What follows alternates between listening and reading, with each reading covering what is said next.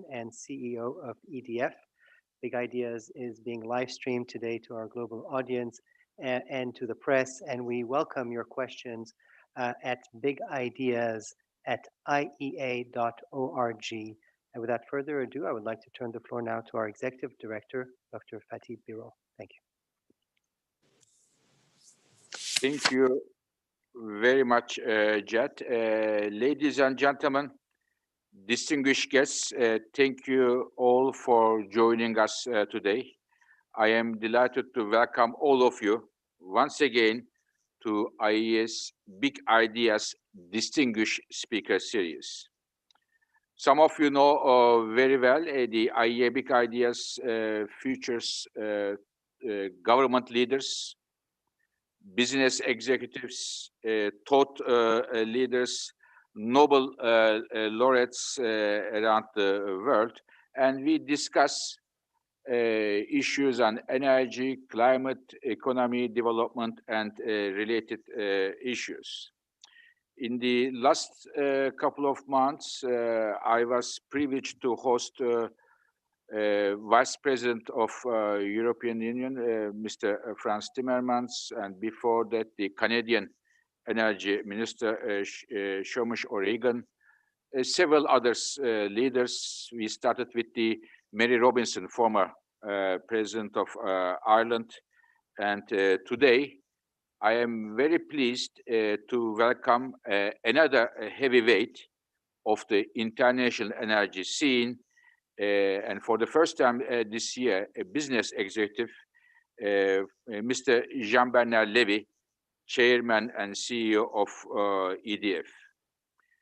Today's topic with Mr. Lévy will be the role of low-carbon electricity to reach Paris goals. What is the role of electricity, clean electricity, to reach our climate goals? And Mr. Lévy, thank you very much once again accepting our invitation. The topic of today's discussion is at the heart of our work, at the heart of the global society for many reasons. We have experienced in France, but around the world, the severe impacts of COVID, especially those days when we were all locked down at our homes. And once again, we understood the how essential electricity is for our daily lives. From communication among our family members, to our offices, to our colleagues, to the hospitals for the ventilator, for lighting.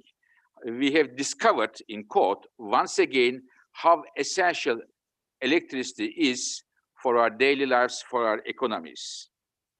And many of you know how critical electricity is for our daily lives, but at the IEA, we have been complete lockdown, and as many of you know, we are in Paris. Our headquarters are in Paris, and we should thank you, Mr. Lévy, on behalf of all of my colleagues and myself, as the main electricity supplier to Paris and France, for providing us with electricity so that we could continue with our daily lives as if nothing has happened. And thank you very much for supplying, not only to you, of course, to your workers, engineers, managers, to all of your entire EDF family.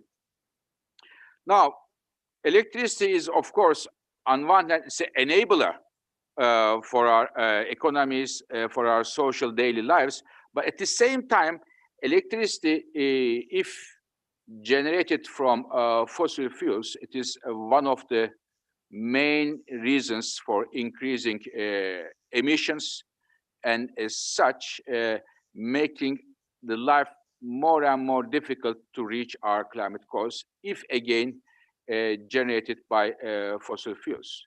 And in that respect, the clean electricity is critical.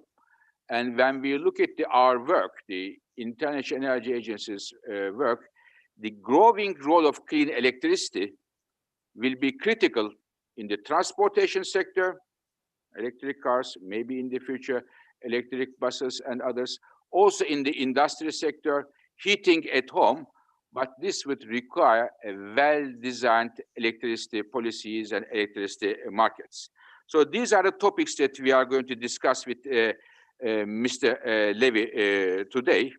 And just a few words about the EDF. EDF, in terms of the power capacity, electricity capacity EDF is having today, it is the EDF is the largest company in Europe and one of the largest in the world. So it's a great honor to have Mr. Lévy, the chairman and the CEO of EDF, with us today.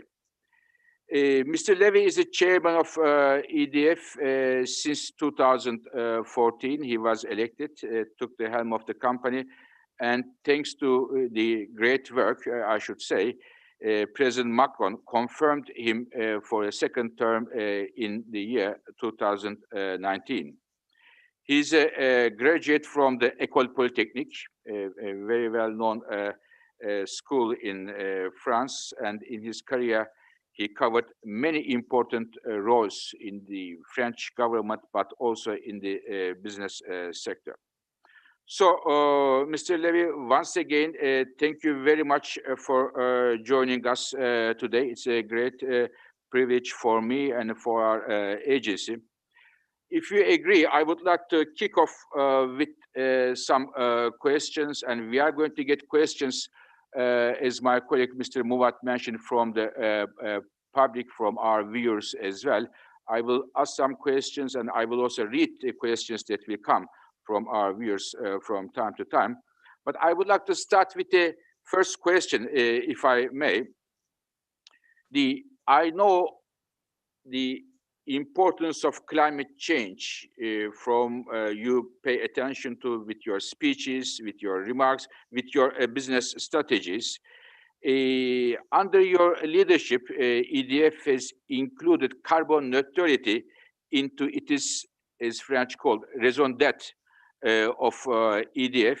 Can you a bit tell us about it, raison d'être of EDF, and how the climate change goes? How do they combine together, and what is your vision for that? Thank you very much. Well, thank you, Dr. Birol, for having me today, and I'm really happy to be here with you and all those who are watching me or listening to me. And I would say clearly our raison d'être, maybe you can translate that in English as purpose, not a very good translation, I'm afraid, is very important to us, because we believe that the Paris Agreement objectives and the carbon neutrality are not an option. And if anything is a big idea, this is a big idea.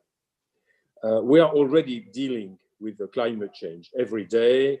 We are repositioning glaciers, water intakes, installing new spillways to adapt to changes in weather, precipitation patterns.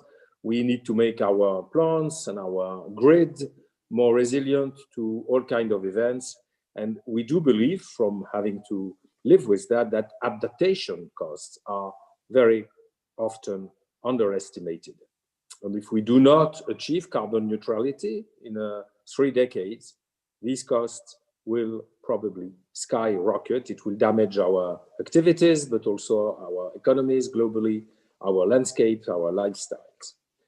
So we believe we can avoid all this, and this is why we have made carbon neutrality our raison d'être, which is in English, to build a net zero energy future with electricity and innovative solutions and services to help save the planet and drive well-being and economic development. Today, we at EDF Group, in average, globally, we emit about 55 grams of carbon per kilowatt hour, which is a very low number.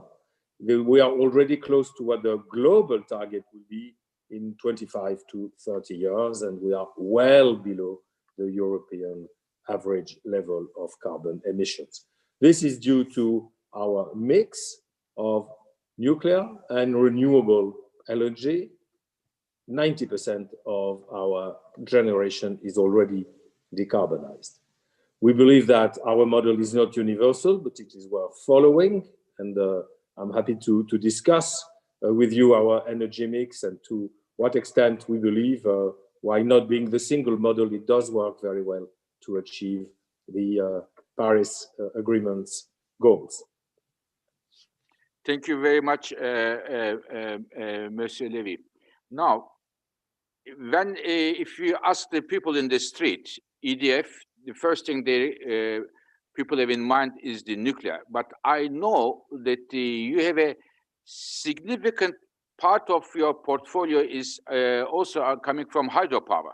And when we look at our numbers, hydropower is today, not many people talk about this. We talk, include IEA, a lot about solar and wind, but in terms of renewables or clean electricity, hydropower is number one source of zero emission clean energy technology. How do you see the role of hydropower and what challenges in front of hydropower from your business or in general terms? First, let me tell you, Dr. Birol, I'm really happy that you are raising the question because too often renewables are associated with wind-based or solar-based generation, and people tend to forget that for a long time in the past and for several years again, hydro will be by far the largest of the renewable source of energy. And as you know, it is dispatchable. You can open or shut down all these dams that are organized or that have been built all around the world, and you can organize the optimization of the water that is kept in the lakes in a way that you will optimize the value and that you will optimize the availability of electricity to the end user. So I do believe indeed that we tend to underestimate the role of hydro. We believe there are more potential, some potential in industrialized countries, more potential in emerging countries for more hydro. The potential in industrialized countries will be done by, of course, upgrades to existing fleets, development of probably smaller units than in the past, and development of pumped storage, which we do have here in France for about 4 gigawatts, which is developed in some countries in the world, but not at all in other countries. And obviously, pumped storage can be a very competitive way to provide a lot of storage, especially on a daily basis. In emerging countries, the potential is huge, especially in Africa, where obviously we do not believe that the electrification in Africa can rely only on solar, and that there is a need indeed for hydro. By the way, we are right now building a very significant new infrastructure in Cameroon with the very efficient support, and maybe it's an opportunity for me to tell them we are very grateful the support of the World Bank. The World Bank Group is really supporting us in that very large infrastructure in Cameroon, which when it is ready, will all of a sudden provide 1/3 more power to the Cameroonese people. Obviously, hydropower is a long-term undertaking. It takes some time, but then it becomes a part of a nation's heritage. And while you have to, of course, build it in a sustainable way, like everything we do, we have to be to feel very concerned about the local populations, the ecosystems and the biodiversity, the way that the water is shared between its various uses. We do believe that indeed hydro is an energy for the future, and we hope that there will be more awareness of the benefits of the hydro systems in many countries where it is indeed overlooked. Thank you very much. And you are right, hydropower can bring electricity in Africa, Asia, many countries. And in many cases, hydro's contribution to the economy is beyond electricity in terms of irrigation, in terms of bringing life to many parts of the rural areas is of critical importance. Now, you mentioned wind. Again, another important, in my view, source of maybe future contribution to clean electricity is offshore wind. Offshore wind, we made a study last year about the offshore wind, and we said that we expect the cost of offshore wind will drop very significantly, especially if the governments give the incentives and make the life of the companies, investors easier. And I know your interest in offshore wind. How do you see the prospects for offshore wind in Europe and maybe even beyond Europe? Yes, let me tell you that we do see a huge growth for offshore wind, no doubt. As you very rightly said, the cost of offshore wind generation has dramatically gone down recently. We expect that it will continue to go down, if and only because our partners from the industry now are able to give us robust solutions with much more power for each installation, for each infrastructure. When I joined, you reminded our audience, I joined exactly 6 years ago this week. And we were talking of offshore wind power availability for each turbine at the level of 6 gigawatts. Today, we know that we can achieve 12 gigawatt and more. And some people in the industry believe that there is no doubt we can achieve 18 to 20 gigawatt, let's say within the next 10 years. And with the volume effect, 10 years ago, this was an industry with just a few spots that were being operated. We see now huge developments, especially in Europe, especially in the North and Baltic Seas. And we are talking of numbers which are very impressive, which give a volume, a scale effect on top of the technology effect of going from 6 gigawatt to certainly 12 today and most likely 18 to 20.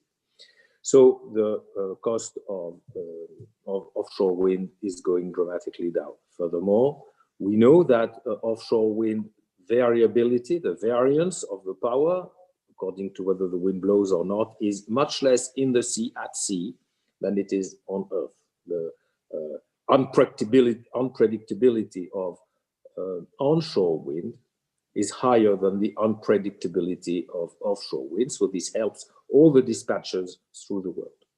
So as a company in EDF, we are heavily investing on offshore wind. Maybe to respond to your question, this goes beyond Europe. We do have offshore wind operations or ongoing constructions in several European countries. But we're also present on the US scene, and there are some new offshore wind developments, starting with the East Coast in the area of Long Island, Atlantic City, and so on. There are very interesting prospects or even existing fields or future fields that have been awarded. And I'm happy to say also that EDF, as far as I know, is the only non-Chinese company to be present in the emerging market of Chinese-based offshore wind farms.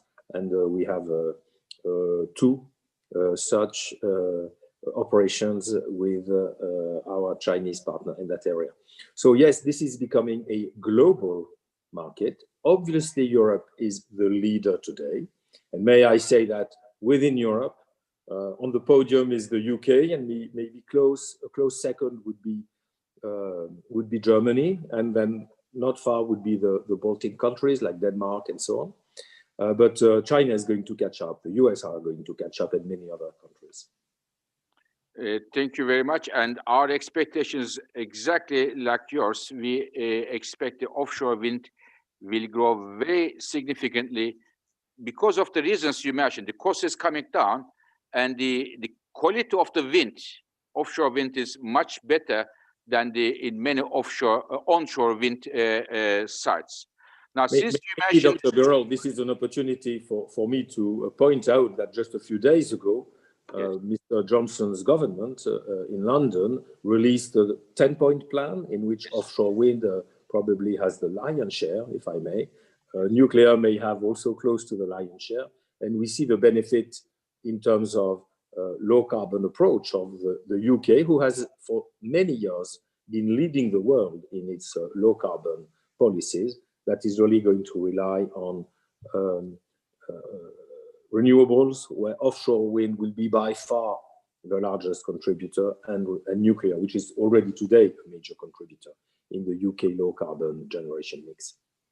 I will come to UK and the nuclear in a minute, but since you mentioned United States, Jean-Bernard, there's a question from one of our viewers asking you that what are your expectations from the next US administration regarding low carbon electricity?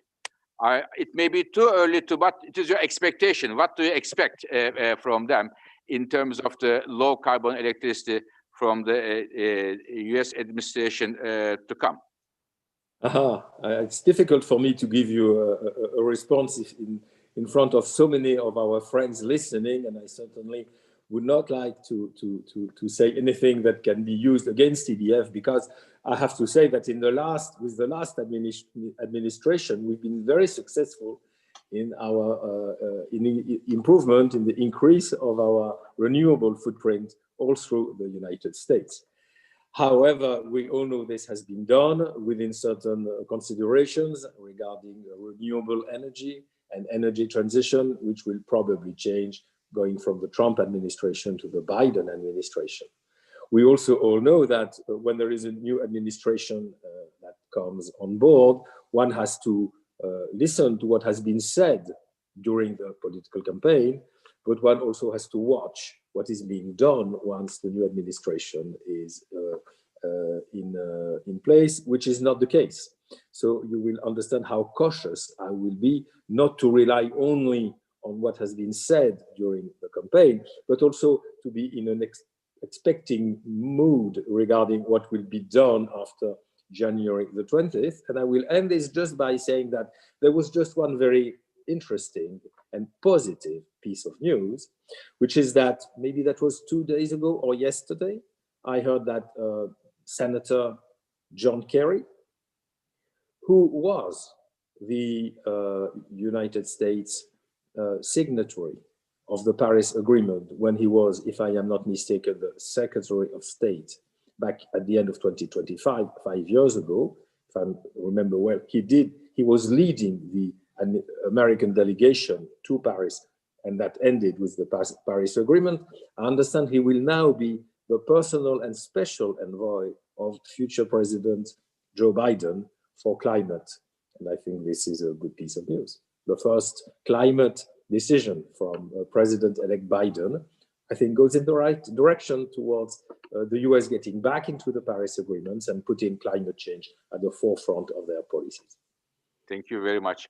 Now, from US to Europe, another question about from Europe. One of our viewers asked you, Jean-Bernard, the price of CO2 emissions in EU has been on the rise, but it is still about 25 euros per ton of CO2, the ETS. Do you think it is enough to support investment in clean electricity sources? It is indeed around 25, probably this week it's around 27. And so one could say it's much better than maybe 2-3 years ago when it was in the single digit range, 5 euros, 6 euros, 7 euros per megawatt hour, per ton of carbon emitted. And now we are strongly above 20, I would say around 25, and we even reached 30 for a very short spell. We believe that this is a good sign, but that it is not enough. I am not aware of any investment that has been made that would be directly due to that level of carbon pricing. We do believe that it should go much higher in the 50s or maybe even close to 100 before it does trigger a significant change in the investment. What a medium level like what we have today of carbon price does trigger is for existing investment when there is a need for more electricity, whether you will use gas or coal and so on, and there may be at around 30 euros, and we're not far from that. Indeed, a switch from coal to gas, depending, the various conditions in each country. But we believe while this may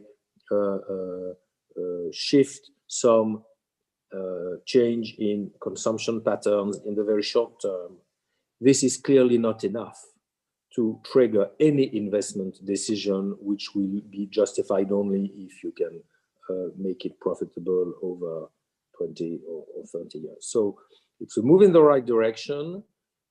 As you know, the ETS scheme is being changed from the legislation that was passed a few years ago. The number of certificates is going to go down a bit quicker, starting in 2021.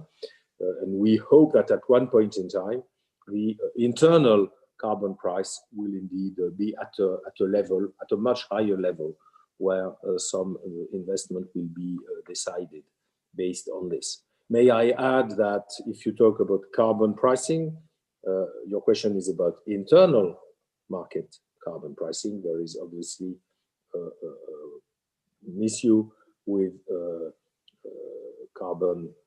imported carbon through imported goods, which is in the hands of the European Parliament, of the European Council, where we hear better words and we have still to see any fact.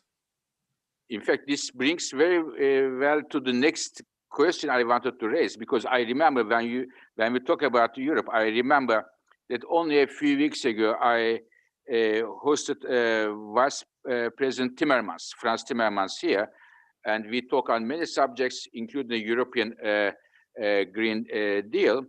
And one of the questions I asked him, what do you think about nuclear power, role of nuclear in Europe? And he said that we are agnostic. Whatever the technology brings the emissions down, we are happy. It is up to the governments and companies to make the investments. How do you see the future of nuclear? We are moving slowly to nuclear. How do you see the future of nuclear in Europe? Yeah, I'm happy to hear once again Vice President Timmermans talking about technology neutrality, being agnostic, and so on. And I think we would like very much that indeed Europe and Vice President Timmermans does play personally a big role in that respect. Europe would go towards a technology neutral vision and implementation for taxonomy, for the financial aspect of what is financed on the low carbon policy under the Green Deal.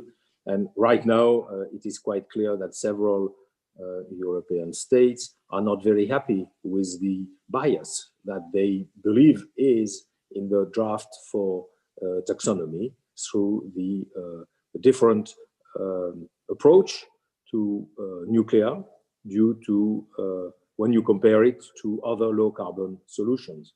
And so I think indeed being agnostic in terms of technology and only looking at the facts, what are the grams of carbon that are being emitted by a megawatt hour of power generation should be, I think it should be the single goal of a Green Deal, of a low carbon policy and of the taxonomy.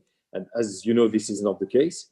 And from my different discussions with governments all through Europe, there are several governments who find it hard to understand why the Commission would not adopt a neutral approach to technology, when at the same time there is an urgency regarding climate that is being brought forward by each and every Commission leader.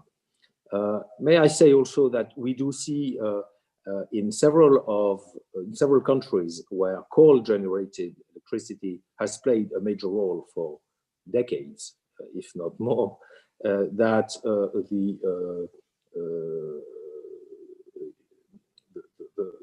nuclear technology does bring an interesting solution to these countries. And I may not be listing all the countries that are interested, but we do find in such countries that already have some nuclear capacity, let's say like the Czech Republic, but also have a strong usage of coal for power generation. And also some countries, let me mention Poland, for instance, which does not have today any nuclear reactors, but are heavily relying on coal for electricity and are going to have a nuclear project, a nuclear program be implemented.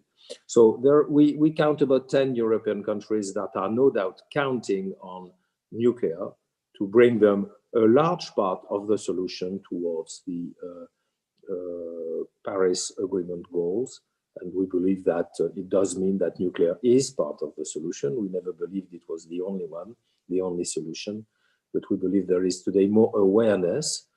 By the way, very interesting reports from the International Energy Agency do go exactly in the same direction by stating that it is difficult to foresee that there will be there won't be much more space for nuclear generation than there is today if Europe and other parts of the world are indeed going to fulfill their commitments in the net zero objectives. Yeah, definitely. What we say is that when we look at Japan, Europe, United States, nuclear has a very strong share in the clean electricity. And in fact, even total electricity generation, about 20 to 25%. And without having this nuclear in our portfolio, it will be very, very hard, if at all possible, to reach our climate goals. So we will wait to hear. For example, Japan just came up with a 2050 net zero target. Prime Minister Suga just announced what will be the energy policies to reach those targets to reduce the emissions, an area that we are keeping a close eye on. So we are receiving a lot of questions from press as well. I will take one of them. Our colleague is asking, Mr. Lévy, can you please provide some details regarding EDF's plan to produce hydrogen? What are your plans to produce hydrogen, coming from the press?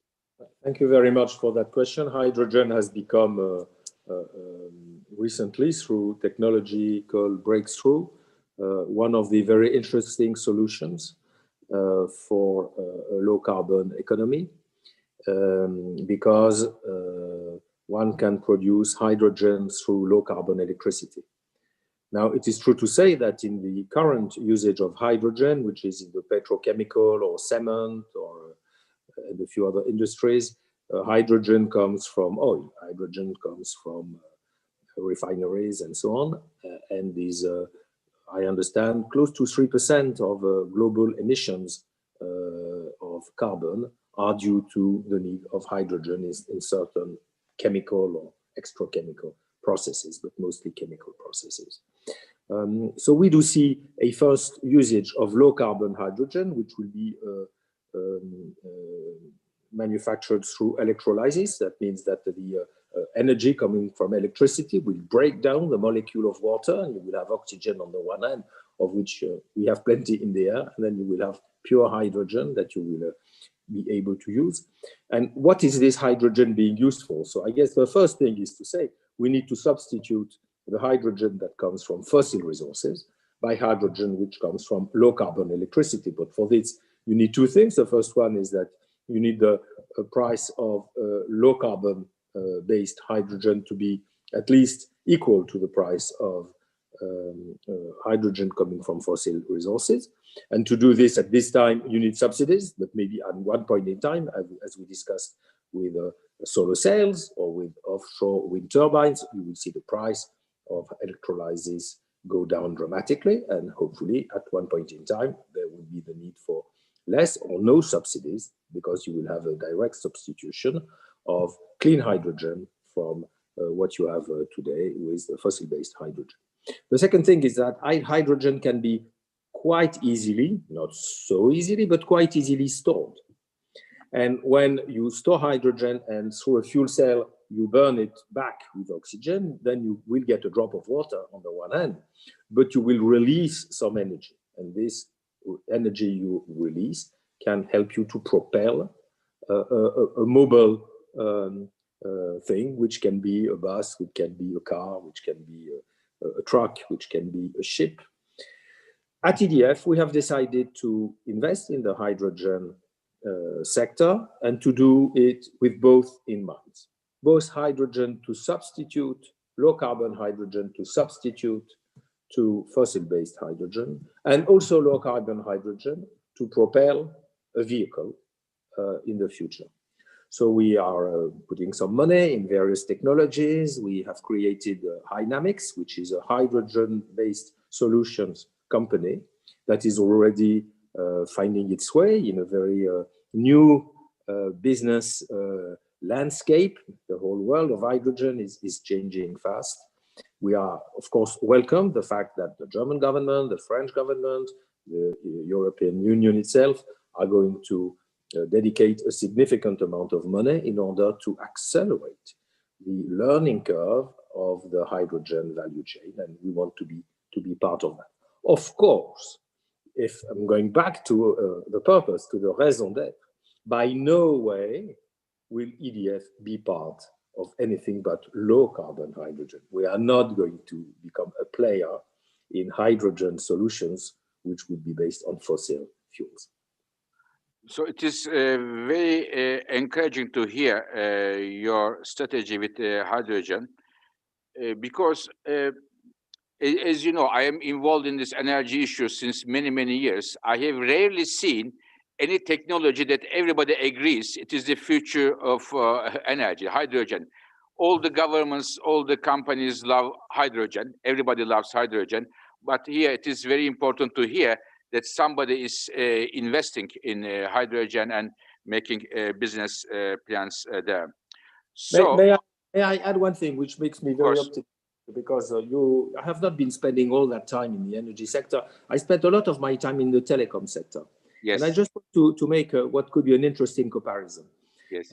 When I was a young engineer, several telecom utilities from Europe decided to join forces and create by themselves a new standard for mobile. And they called it GSM, which, by the way, was a French acronym. It was called Groupe pour les systèmes de mobile, which then became Global System for Mobile when it was translated in English, because the working language was French in the European Utilities Organization. And by setting a private standard for mobile communications, I mean, no need to say it's become a global standard. The private standard became a global standard, and it's really changed our lives. Who can live without a mobile phone? And I would like to make the analogy that it is very interesting that there is a very active group of companies coming from all continents that are working together on hydrogen, which is called the Hydrogen Council, of which EDF, of course, is a member, though not a founding member, but one of the key members. Now, I welcome the idea that all these companies which compete every day are trying to work together in order to accelerate, as, of course, the governments do what they have to do, but the private sector itself is already organized in order to make hydrogen part of our low carbon life as soon as possible. So you said, Jean-Bernard, as a young, when you were a young engineer, we still see you as a young engineer leading a very important organization. And I heard that if it is not wrong, talking about the youth, and you are a rugby fan, if I am not wrong, not football like me. Not everybody is perfect, of course. So this is rugby is well tolerated. But I am bipartisan. Bipartisan, okay. So, but I think in France there is a lot of colleagues who like rugby more than football. It is one of the points that we learn to live in France here. So a lot of questions from press. We have only 7-8 minutes. One, in fact, lots of interest, I can tell you. My colleagues just told me thousands of people are following this question, including the press.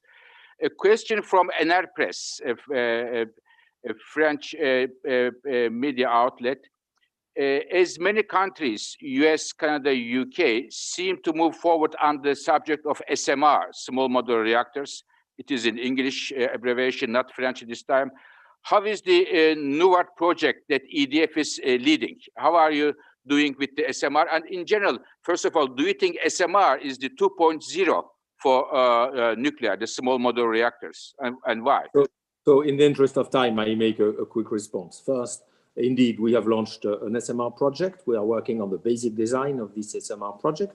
EDF is leading it with other French partners in order that there is a French SMR project, that there is a French option in the emerging world of SMR. To answer your second question, I think it will still take a few years because before anybody can really say whether several SMRs will bring more value, will be less costly, will be more flexible, easier to maintain, and in terms of lifetime cost, will be anything that can compete with large-scale nuclear reactors. It is promising. Right now, all existing SMR projects are financed by governments. They are not financed by market forces. This is not a market-driven business. This is a government-funded business. But maybe in 5 or 10 years or 15 years' time, people will say, yes, now we do have the knowledge of the ability of SMR to really compete with large-scale reactors. Large-scale reactors is more like a mature industry. SMR are an emerging business where we want to test the concept before we can state whether SMR are competitive when compared to large scale. It's too early, in my view, to make any definitive statement in that respect. But we want to give it a try, like others do too. But you see some prospects for SMR in the future? We do see some prospects for SMR. Some countries are already starting to build SMR or have advanced projects, and France wants to be part of that new and emerging part of the nuclear landscape. But too early to say whether SMR can bring a valuable solution when compared to large-scale nuclear. We have only 3 minutes, and I have 2 questions, the 2 last questions. One of them is the issue of the critical importance of electricity. We just talked, not only power plants, but also grids.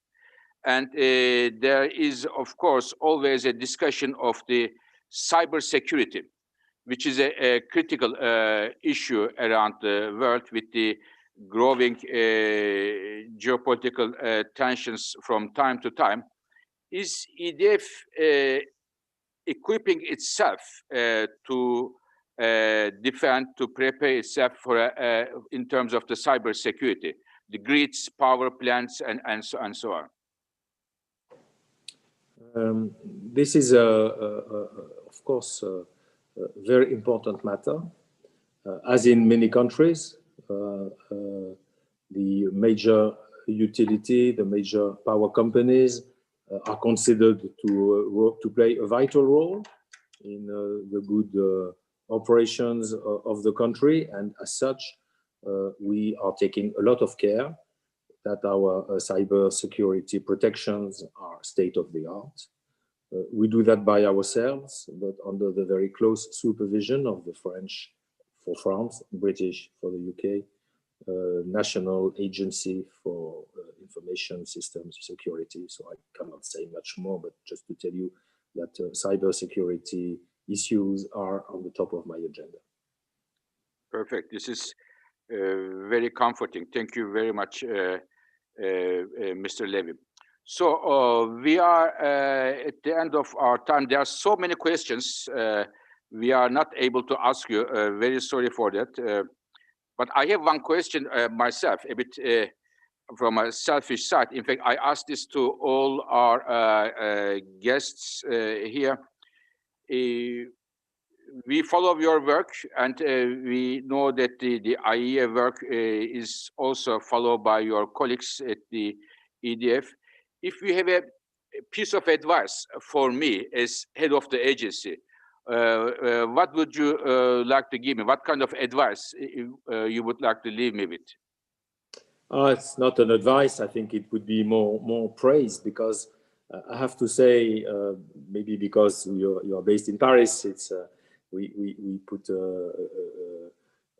have a lot of pride that the IEA is in Paris. We believe that we are in a world where fact-based decisions, are absolutely mandatory. And I want to welcome the fact that the IEA has been able, in a world where there are a lot of fake news and a lot of people who don't really pay attention to what they say or what they write, I have to say that having such a scientific approach to these very important world matters through the IEA is to me very important. And I think, whatever happens in some major countries, with changes in policies, changes in political leaderships and so on, the existence of the IEA and the very strong reputation of the IEA is to us very important, like giving us some light in a pretty volatile and misty environment. Thank you very much, Mr. Lévy. It was a very rich and a candid discussion. Thank you very much to you for being our guest today. And we wish you and your colleagues all the best in these challenging times in France and also in the UK and in United States, China, wherever you are operating. Thank you very much and all the best. Thank you. Thank you so much. Thank you for organizing this, and I was very pleased to be with you today. Thank you again.